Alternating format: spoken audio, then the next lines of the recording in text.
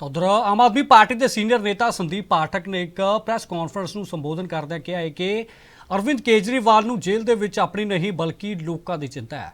ਤਾਂ ਉੱਥੇ ਸੰਦੀਪ ਪਾਠਕ ਨੇ ਕਿਹਾ ਹੈ ਕਿ ਜੇਲ੍ਹ ਤੋਂ ਹੀ ਆਪ ਸਰਕਾਰ ਚੱਲੇਗੀ ਤੇ ਅਗਲੇ ਹਫ਼ਤੇ ਤੋਂ ਜੇਲ੍ਹ ਦੇ ਵਿੱਚ ਸੀਐਮ ਅਰਵਿੰਦ ਕੇਜਰੀਵਾਲ ਵਿਧਾਇਕਾਂ ਦੀ ਮੀਟਿੰਗ ਲੈਣਗੇ। उन्होंने कहा कि सानू देश की न्यायपालिका ते संविधान दे विच पूरा भरोसा है ते इस दे विच जंग दे अंत दे विच सच दी ही जित होवेगी। उन्होंने कहा कि अमित शाह ते नरेंद्र मोदी देश नू तोड़न दियां साजिशां बंद करन। होर उन्होंने की कुछ कहा आओ जानते हो। आज जेल में हमारे नेता माननीय श्री अरविंद केजरीवाल जी को मिलने गए थे। भगवंत मान साहब और मैं हम दोनों मिलने गए थे।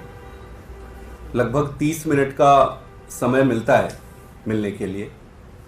इस 30 मिनट में जब शुरुआती पहली बार एक दूसरे को मान साहब और केजरीवाल साहब देखे तो भगवंत मान साहब बहुत ज़्यादा भावुक हो गए। वो कुछ बोल ही नहीं पाए। थोड़े देर तक उनकी आवाज़ रुक गई और उनके आंसू टपकने लगे। फिर बातचीत शुरू हुई।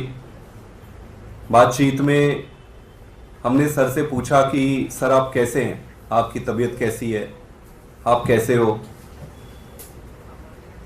तो उन्होंने कहा कि मेरी चिंता मत करो, मेरी चिंता मत करो, मैं संघर्ष के लिए तैयार हूं। ये बताओ कि जनता कैसी है, ये बताओ कि जनता क्या कह रही है, ये बताओ कि बिजली जो फ्री मिलती थी क्या अभी भी फ्री मिल रही है, कुछ रुका तो नहीं है इस पर, कहीं पावर कट तो नहीं लग रहा।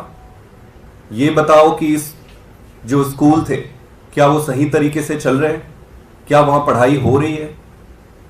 उन्होंने पूछा कि ये बताओ कि जो अस्पताल है, मोहल्ला क्लिनिक चल रहा है, अस्पतालों में जो दवाइयाँ मिलती थी, फ्री में जो दवाइयाँ मिलती थी क्या वो मिल रही है। सारी चीज़ें उन्होंने एक एक करके जनता के बारे में, उनके सुख दुख के बारे में पूछा। तब तक जब तक उनको संतुष्टि ना हो गई कि हाँ सारा कुछ ठीक चल रहा है, तब उनके चेहरे पर जाकर ये संतोष दिखा। हम बार बार ये पूछते रहे कि सर आप कैसे हैं, आप कैसे हैं। वो बार बार यही कहते थे यार मेरी चिंता छोड़ो ना। और उनके मन में कई सारे प्रश्न थे दिल्ली की जनता को लेकर। वो सारा कुछ उन्होंने पूछा। हमने बताया कि सारा कुछ ठीक चल रहा है।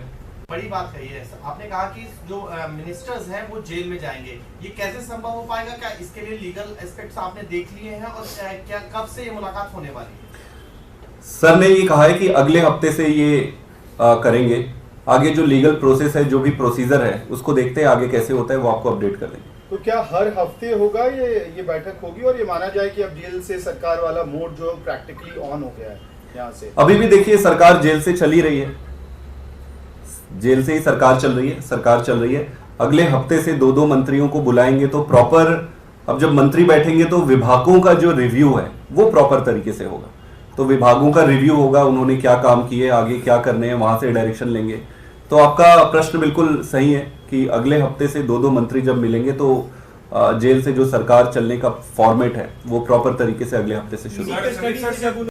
सर लेकिन क्या आप लोग जो तिहाड़ जेल है उसको टेम्पररी सेक्रेटेरिएट के तौर पे डिक्लेयर कराने के लिए कोर्ट जाने वाले हैं? क्योंकि वो टेक्निकल, फिर आप मीटिंग्स बुला रहे हैं तो कैबिनेट की जरूरत पड़ेगी, अधिकारियों को डायरेक्शंस देना है, तो सब कुछ प्रैक्टिकली पॉसिबल तभी होगा जब टेम्पररी जेल डिक्लेयर किया जाता है। वो देख लेंगे, जो भी व्यवस्था में है, कानून में है, उसके तहत ही करेंगे सारी चीजें। जीएसटी बढ़ा दी गई है दिल्ली सीएम की 23 तारीख तक, उसके लिए क्या करें? हमें न्यायपालिका पर पूरा भरोसा है। जो भी प्रक्रिया चल रही है वो सिर्फ हम नहीं, पूरा देश अपने छाती पे हाथ रख के बहुत ही उत्सुकता के साथ जुडिशरी को, न्यायपालिका को, पूरी प्रक्रिया को देख रहा है। आज से पहले तक जिसको कानून से कोई लेना देना नहीं होता था, आज वो व्यक्ति भी कानून की किताबें उठाकर पढ़ रहा है कि ये क्लॉज क्या कह रहा है, ये आर्टिकल क्या कह रहे हैं। सुप्रीम कोर्ट से जो राहत की उम्मीद थी आप लोग को, एक तरह से ईडी को नोटिस किया सुप्रीम कोर्ट ने और अगली तारीख दी है, तो क्या आपको लगता है कि आगे कुछ आपको राहत? हमें पूरी उम्मीद है और पूरा भरोसा है। देखो अंत पंत में जीत तो सत्य की होगी, सच्चाई की होगी। एक प्रोसेस है, एक प्रक्रिया है, आपको उस प्रक्रिया और उस प्रोसेस से गुजरना है और उसमें जो भी न्यायपालिका निर्धारित करेगी हमारे लिए वो सर्वमान्य है, उसके हिसाब से हम करेंगे। सर ये भी एक